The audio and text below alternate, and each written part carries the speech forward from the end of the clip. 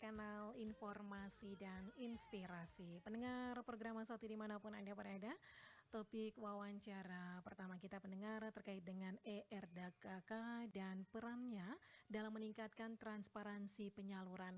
Kita akan mengetahui apa sebenarnya aplikasi ERDKK dan bagaimana implementasinya di Kabupaten ND. Di ujung telepon kami sudah terhubung bersama PLT Kadis Pertanian dan Peternakan Kabupaten ND, Bapak Ibrahim H. Gadir Dean. Selamat pagi, Assalamualaikum Pak Kadis. Selamat pagi, Assalamualaikum warahmatullahi wabarakatuh, Mbak Christine dan semua pendengar yang budiman.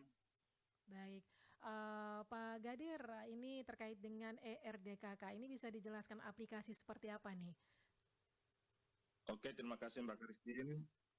Saya akan memulai apa itu ERDKK. Itu elektronik rencana definitif kebutuhan kelompok atau ERDKK tadi. Ini adalah salah satu aplikasi untuk para petani mendapatkan pupuk bersubsidi. Jadi itu namanya RDKK. Tetapi RDKK ini bisa kita lakukan penginputan apabila petani kita itu sudah masuk dalam sistem penyuluh pertanian, Simluhtan.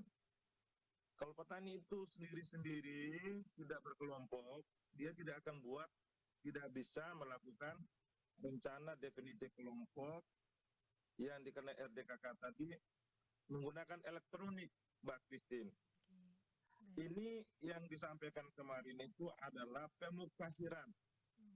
Yang selama ini RDKK ini tidak menggunakan elektronik. Jadi cuman sekali saja penginputannya untuk setahun.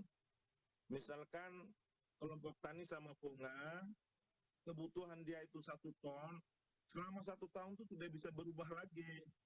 Nah, dengan adanya RDKK ini, maka dia fleksibel, Mbak Christine.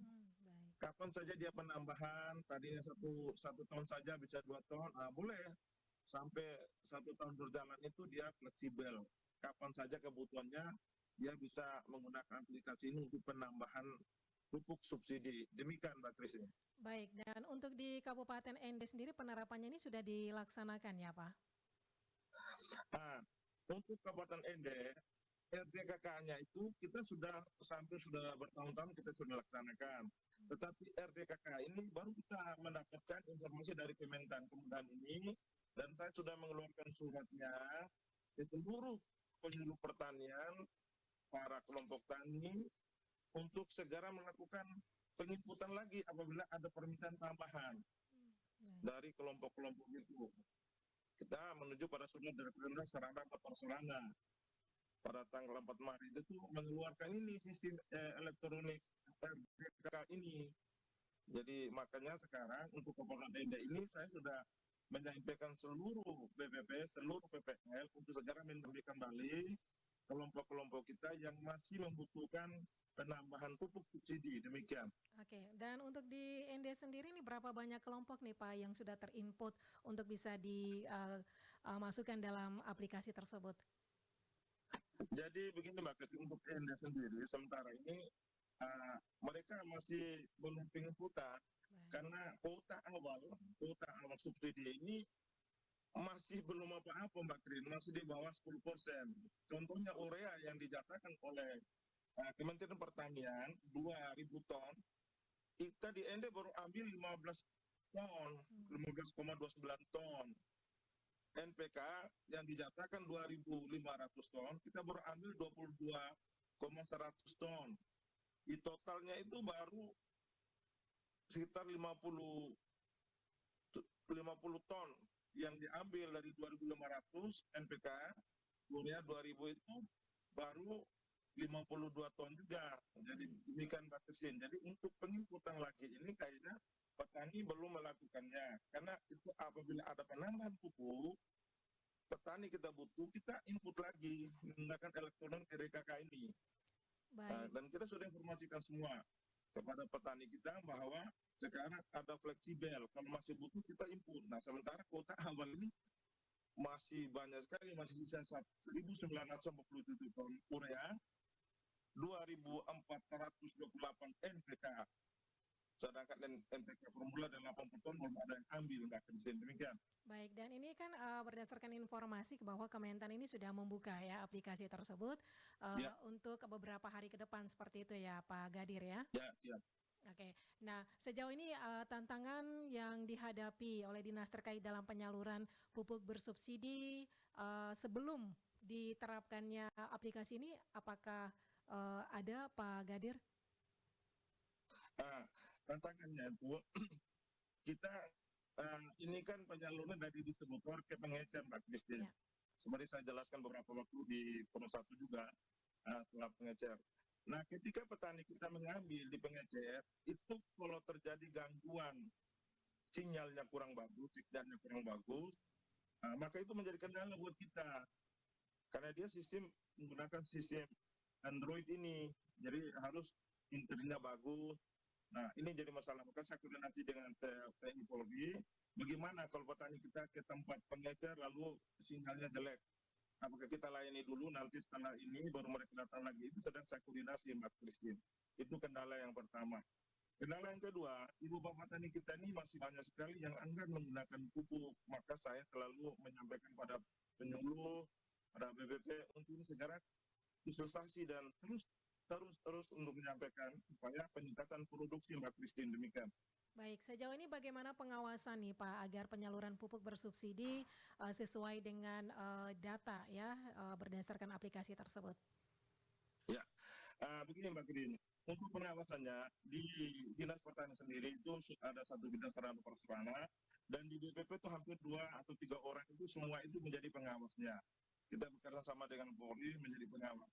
Tetapi untuk penyimpangannya itu sangat sulit, Mbak Christine, kan itu melalui aplikasi. Kalau punyanya Pak Yosef 500 kilo, dan bisa diambil orang lain, karena namanya punyanya Pak Yosef. Jadi sistemnya itu sudah menutupi penyelewengan itu memang sudah agak sulit. Karena dengan menggunakan sistem aplikasi ini, Mbak Christine. Baik, nah dari dukungan dari dinas terkait sendiri seperti apa Pak Gadir dalam memberikan sosialisasi atau pendampingan kepada para petani terkait dengan aplikasi ini? Dukungan ini terus terang Pak Christine, kita punya petani ini kan sekolah tidak bisa ini. Jadi kita uh, harus proaktif. Saya sudah tegaskan semua teman-teman penyuluh di bidang PSP yang menangani pupuk. Ini kita harus proaktif karena Bapak Ibu Tani kita ini masih banyak sekali yang belum bisa menggunakan HP Android. Oleh karena itu kita yang proaktif. Jadi Dinas Pertanian ini selalu garda terdepan, kita proaktif penginputan, kita proaktif untuk bagaimana mereka bisa mendapatkan pupuk subsidi. Jadi fungsi dinas ini sangat berpengaruh terhadap produktivitasnya. Karena dinas ini adalah garda terdepan, khususnya Bapak PPL saya, penyuluh pertanian saya di lapangan itu, mereka pendampingan. Kalau tidak pendampingan susah, mereka tidak bisa berbuat apa-apa karena cukup banyak petani-petani kita yang belum memahami tentang sistem elektronik rencana definitif kebutuhan kelompok ini, Mbak Christine. Baik, Pak Gadir, apa yang mau Anda sampaikan untuk para petani? Saya mengharapkan bahwa petani ini negara sudah mengelontorkan dana ini triliunan miliaran rupiah. Ini saja ini 2.000 ton urea, NPK 2.500, NPK formulir 80 ton. Saya sangat mengharapkan ibu petani itu gunakan kesempatan ini. Karena pupuk subsidi dengan pupuk non subsidi ini harganya jauh bumi dan langit, Mbak Christine. Itu saya sangat mengharapkan ibu petani kalau belum paham tentang pemupukan, belum paham tentang penginputan, cara di sana di desa-desa di BPBP ada petugas-petugas kami yang ibu bapak tani bisa bertanya dan berkonsultasi. Sekali lagi dalam rangka suasana pangan, kita harus benar-benar mengikuti tahapan-tahapan teknis dalam pembudidayaan tanaman palawija. Apalagi sekarang dikasih subsidi itu ibu bapak tani itu dikasih tanaman padi, jagung, kedelai dan ubi kayu itu sudah subsidi pupuknya. Ditambah dengan tanaman hortikultura itu bawang merah, bawang putih, cabai juga subsidi.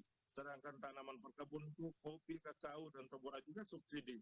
Oleh karena itu saya mohon dengan segala supaya ibu bapak tani ini benar-benar menggunakan kesempatan ini atas bantuan pemerintah secara subsidi pupuknya ini. Saya rasa demikian Mbak Christine harapan saya. Baik, terima kasih Pak Gadir untuk waktunya pagi ini. Kita berharap bahwa pemanfaatan aplikasi ini benar-benar transparan ya untuk bisa menyalurkan pupuk bersubsidi ini kepada para petani ya Pak Gadir. Ya, ya, ya, ya betul. Selamat pagi Pak Gadir. Selamat pagi, terima kasih.